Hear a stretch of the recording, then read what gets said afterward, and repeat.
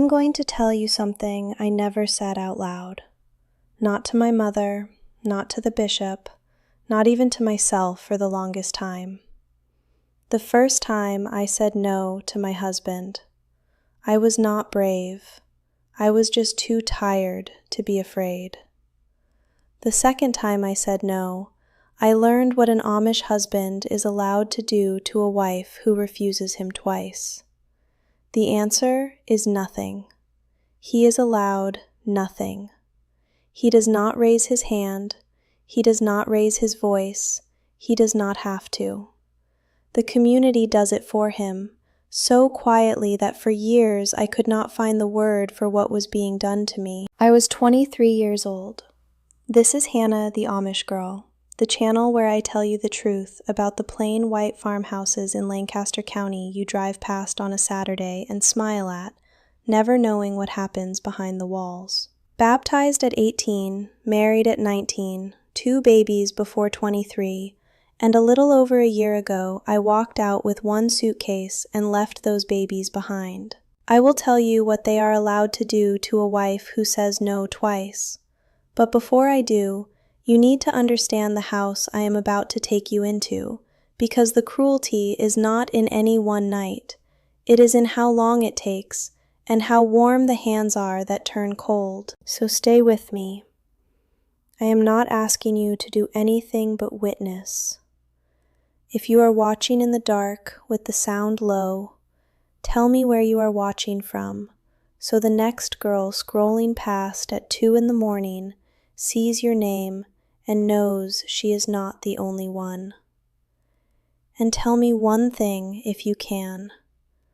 Were you ever taught that no was a kind of sin? That a good wife, a good daughter, a good woman did not have one in her? Stay, and I will tell you what mine cost. The afternoon before I first said no to Jonas, I canned 48 quarts of tomatoes. I want you to sit with that number the way I have had to. 48 quarts. The kitchen was a furnace. It was late summer, and the wood cook stove had been going since before dawn, and the steam off the canner sat on the ceiling and came back down on us like rain. My mother-in-law worked the Dotty house side of the kitchen, and I worked mine, and we did not talk much, because there is not much to say when your hands already know the work, and your back is already past the point of feeling. Scald, peel, core, pack the jars, the heavy pot, the steam, the rings on, lift them out, listen for the seal. That little tin pop of a jar sealing, I can still hear it. It was the only sound in that kitchen that ever felt like an answer to anything. I had a baby on my hip part of the day and a toddler underfoot, and the wringer washer my father had built was groaning through the Monday wash on the porch. And I was 23 years old, and I had been awake since 4. Up before the others for the milking, the lantern out across the frozen yard in the dark, my breath ahead of me, the cows steaming in the cold. Then breakfast for the men, then the wash, then the canning, then dinner for a harvest crew, then the garden, then the children, then supper, then the dishes, then mending by the kerosene lamp until my eyes would not hold open. That was not a hard day.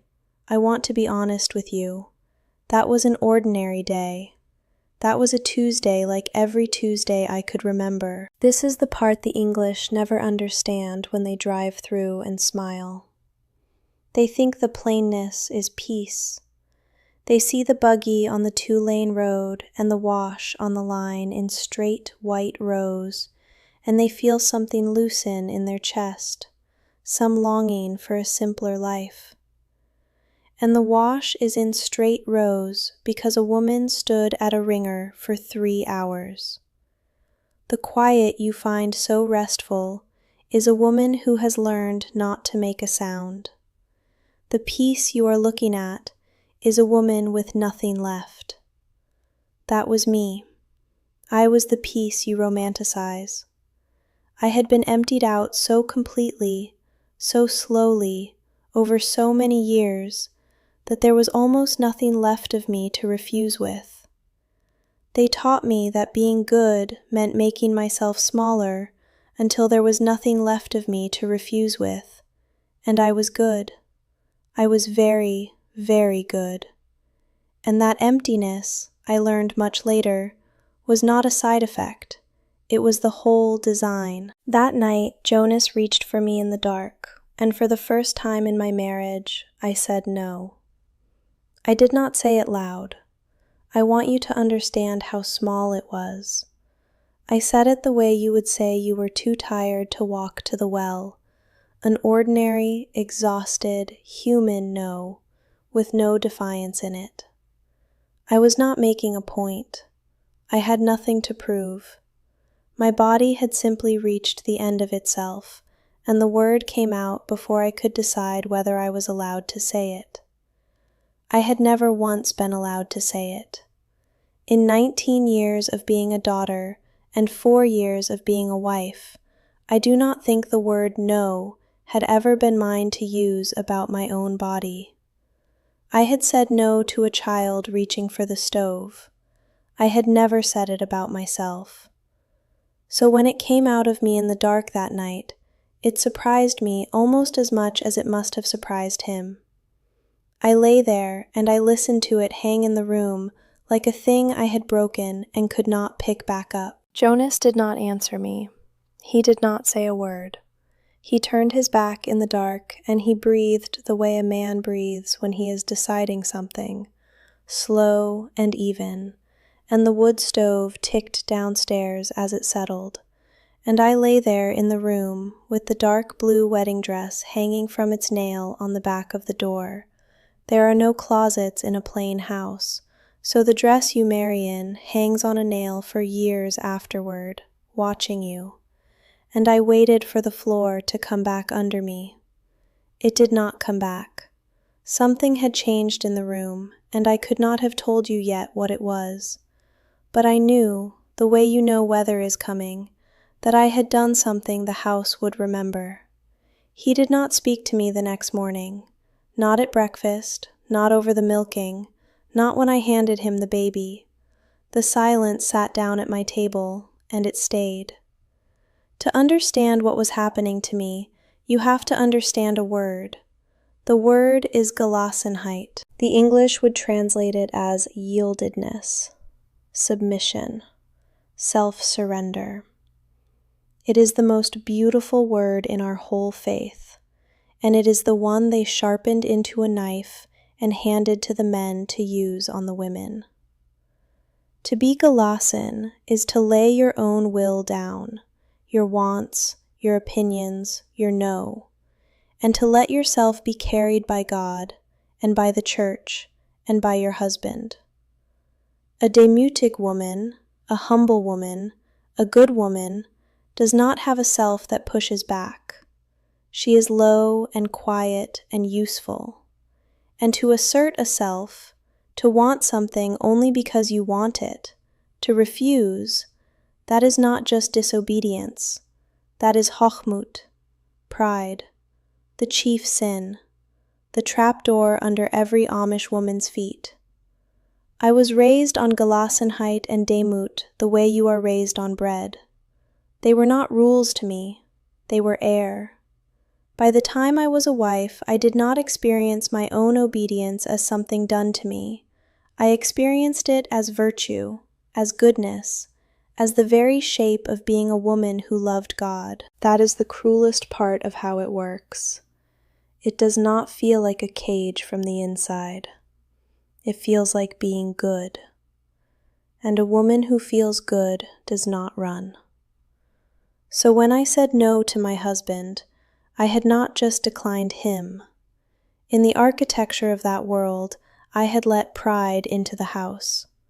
I had failed at the one virtue my whole life had been shaped to produce.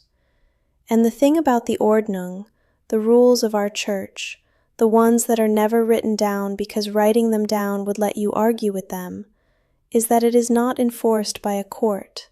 There is no judge. It is enforced by everyone, all at once, by watching. It lives in who looks at you and who stops looking at you. I did not know yet how the message would travel. I learned later.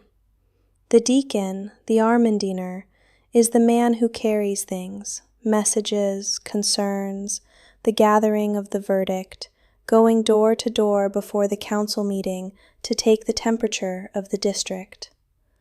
A wife who refuses is not a private matter in a world where the partition walls of your front room come down twice a year and the whole gmai sits in it for church. Nothing in a plain house is private. There are no locks that matter. Your kitchen is everyone's kitchen. Your marriage is the district's marriage, and a woman who is failing at Gelassenheit is a crack in the community, and the community closes around a crack the way water closes around a stone, without anger, without a sound, simply because that is what water does. It does not decide to drown you. It only fills the space where you used to be able to breathe. There was a woman in our district. I will call her Lydia because she has earned her peace and I will not spend her name. She was old when I was young, one of the women who stood behind the long tables at the frolics and the barn raisings, and laid out the noon meal and never quite looked you in the face, because that is how Amish women hand each other the things that are not allowed to be said directly. At a barn raising, the summer before, she had set down a tray of fresh bread in front of me and spoken to the bread, not to me. She said, "Child, I am going to tell you what nobody told me, and I am only going to say it once." And then she told me, in about 6 sentences, exactly how a wife is broken. Not with a hand. One warm thing at a time. The greeting that gets shorter, the visit that does not come, the mother who crosses the road. She said, "They will not freeze you all at once. They will let the cold in slow, until saying yes is the only way to get warm again." And then she picked the empty tray back up and walked down the table to ladle out the chow-chow. And she did not look at me again all day. I thought she was a bitter old woman. God forgive me, I thought she was bitter. I was 21 then, the year before Annie was born, and I had not yet earned what she was trying to give me. A year later, I would understand that she had handed me a map of the next room of my life, and I had folded it up and not read it because I did not yet want to know I was in a cage. I think of her sometimes when I remember the low bleed, the second hymn we sang at every worship, drawn out so slow that one syllable could last a breath and half, the whole gmei holding a single sound together until it stopped being a word and became only the shape of all of us yielding at once. That is what the cold is. It is the whole community holding one long note of disapproval, a syllable at a time, until the only way to stop the song is to give them the yes. Lydia was not bitter. She was just the only one in the district who would tell me what the song was for. I promised you I would tell you what an Amish husband is allowed to do to a wife who says no twice. I am going to keep that promise now, but I need you to hear it correctly because the answer is the most important thing I have to give you, and the world will tell you the answer is nothing, and the world will be lying with the truth. The second time I said no was about 2 weeks after the first. 2 weeks of a silent man at my table. 2 weeks of a husband who handed me the baby without his hand touching mine, who came in from the barn and ate and went to bed and did not see me, the way you do not see a chair.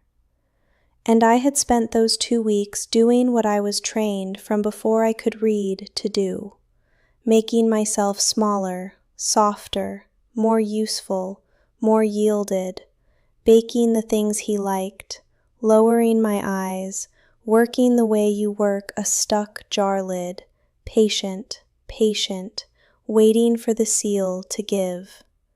And when he reached for me again in the dark, and I was just as empty as the first time, and I said no a second time, that was when I learned the answer to the question in the title.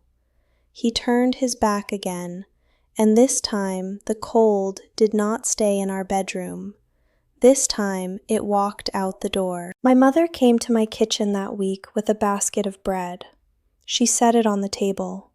She watched me a moment, the way she used to check a pie for done, and she said one sentence to me.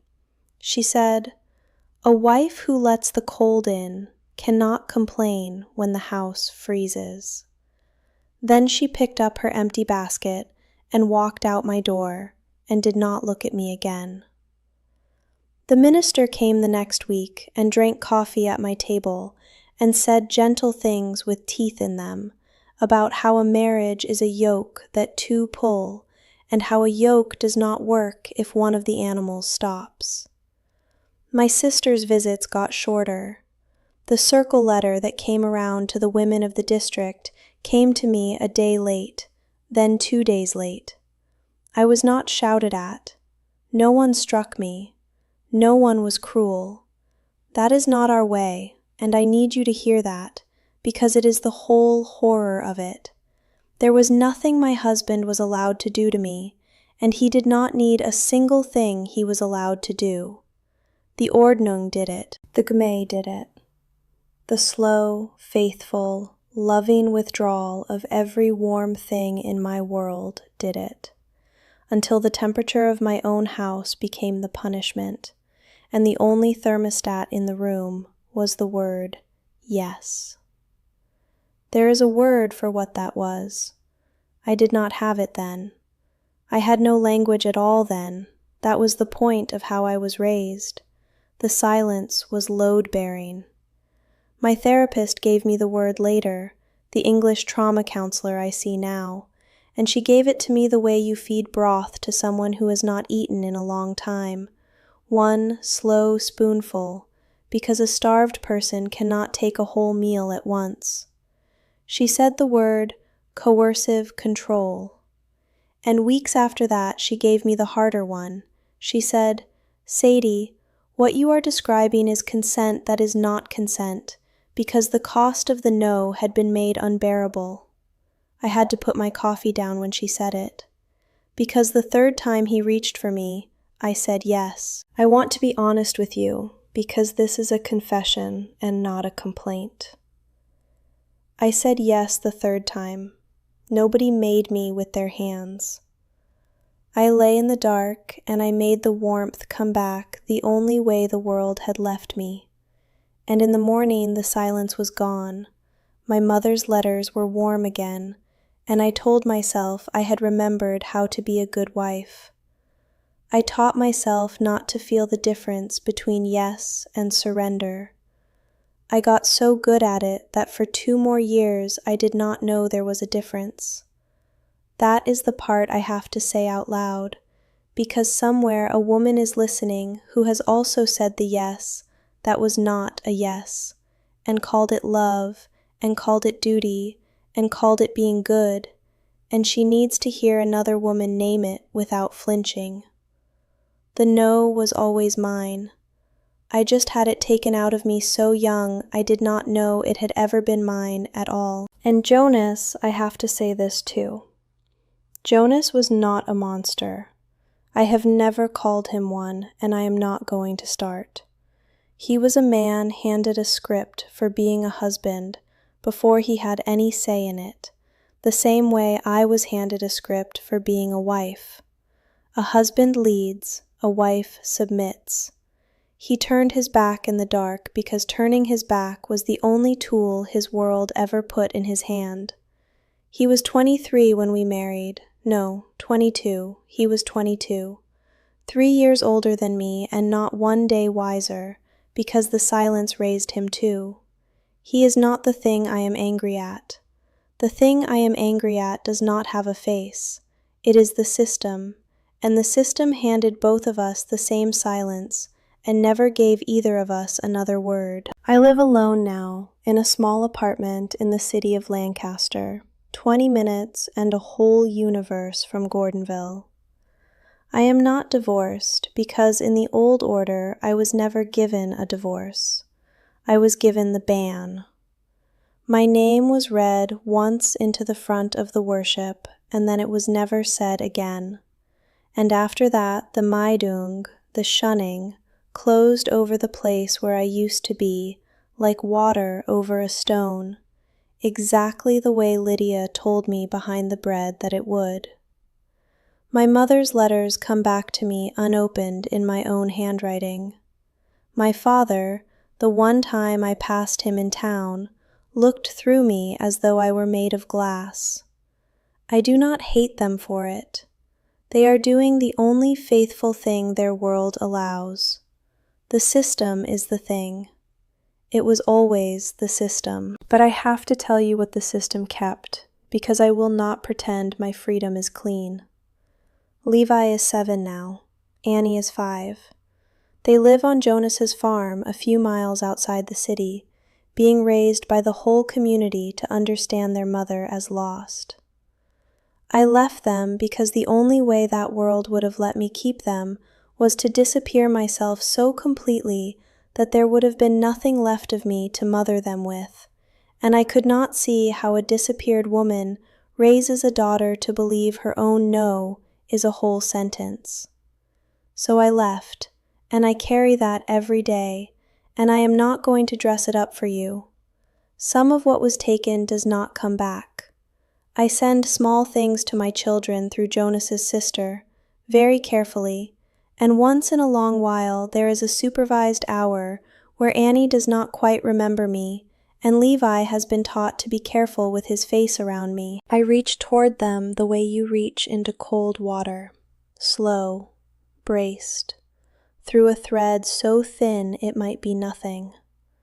But it is a thread I chose, with my own 2 hands, and everything I have now I chose with these same 2 hands that once held out their palms to be inspected, and once canned 48 quarts of tomatoes the day before my body finally said the word it was born knowing. So let me speak to you now, whoever you are, wherever you are watching this.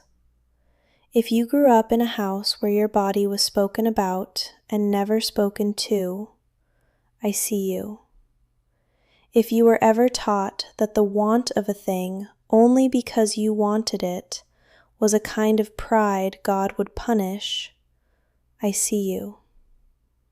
If you ever lay in the dark and said the yes that was not a yes because you were too tired to survive what the no would cost you, and then got up the next morning and called yourself good, I see you. And I am not going to let anyone tell you that yes was the same as wanting. It was not. It never was. And if there was ever a Lydia in your life, an old woman who set down the bread and told you the truth one time and never looked at your face, go and find her, if she is still living, and tell her you finally read the map. It has taken me more than a year to grow back even this much of myself. I wear my hair down now, hair that was never once cut in my life, and was wound up under a cap every day of it, and some mornings that still feels like a louder thing than a woman should do. I am learning, slow, one ordinary choice at a time, what I want for breakfast, what I want to read, what I want at all. They are small muscles, and I never got to grow them, and they ache like anything used for the first time at 26. And those same 2 hands that once held out their palms in a sitting room to be inspected, that once canned 48 quarts of tomatoes the afternoon before my body finally said the word it was born knowing. Those hands are mine now. Whatever else the system kept, it did not keep those. Everything I have, I chose with them.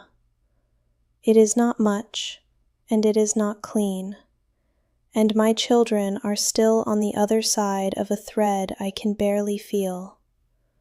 But it is mine, and a no lives in me again, whole, where for years there was only the cold, and the yes I gave it to make the cold stop. Your no is a whole sentence. Mine just took 26 years and a long road out of Lancaster County to come back home. But I know the most important thing now, and I am going to leave it with you, the way I wish someone had left it with me at 23, before the cold ever came into my house. Choose your freedoms wisely. They might just save your life.